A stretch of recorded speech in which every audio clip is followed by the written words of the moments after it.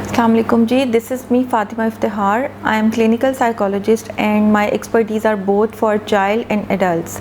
आजकल हम स्पेशली बच्चों के जो हैं मूड टेंट्रम्स प्लस बहुत ज़्यादा उनकी एंगर और एग्रेशन इश्यूज़ हैं उन पे बात करेंगे।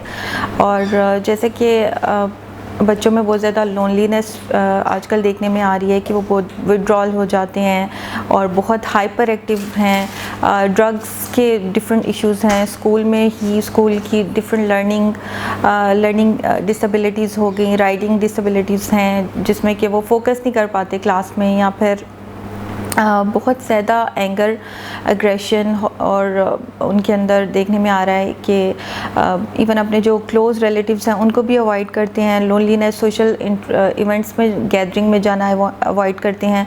और बेसिकली इसके पीछे बहुत सारे फैक्टर्स होते हैं। लेट्स से कि कुछ पेरेंट्स जो हैं उनकी सेपरेशन, डिवोर्स या फिर इंटरपर्सनल उनके जो भी झगड़े हैं उनकी वजह से बच्चे इफ़ेक्ट होते हैं, और उनकी school education plus personality issues जिसके अंदर उनका लैक ऑफ कॉन्फिडेंस आ जाता है, इंटेलेक्चुअल डिसेबिलिटीज़ हैं, और ऑन अ लॉन्ग रन जाके उनकी जो पूरी पर्सनैलिटी है वो उससे इफ़ेक्ट होती है।